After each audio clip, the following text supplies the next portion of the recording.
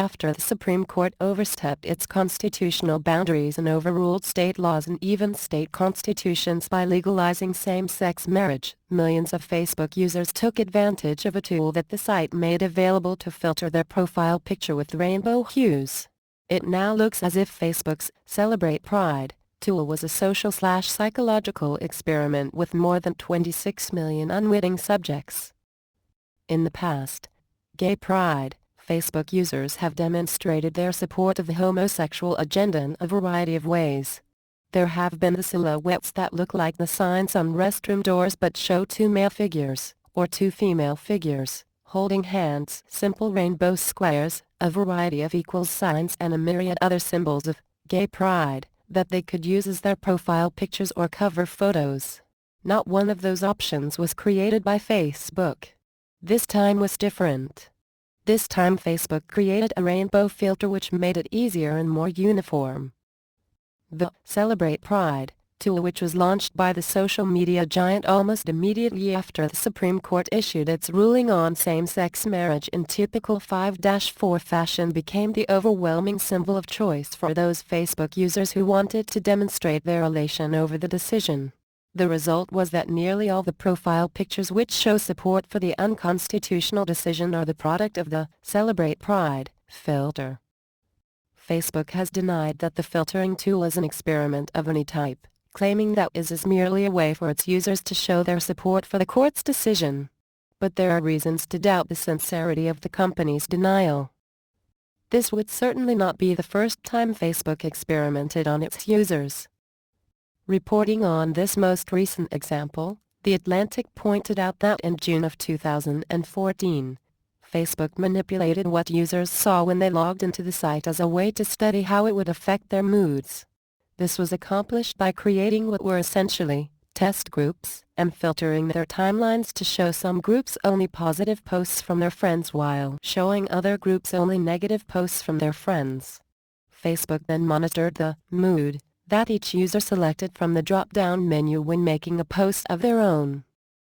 And in September of 2012, the National Institutes of Health reported the findings of a Facebook experiment on manipulating the way people voted in the 2010 congressional elections.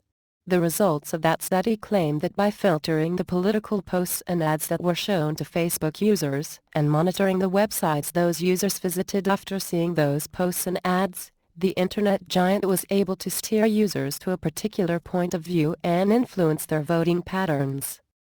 Setting aside the merely circumstantial evidence, perhaps the greatest reason to disbelieve Facebook's denial in this case is a paper written on the subject that was co-authored by a data scientist at Facebook itself.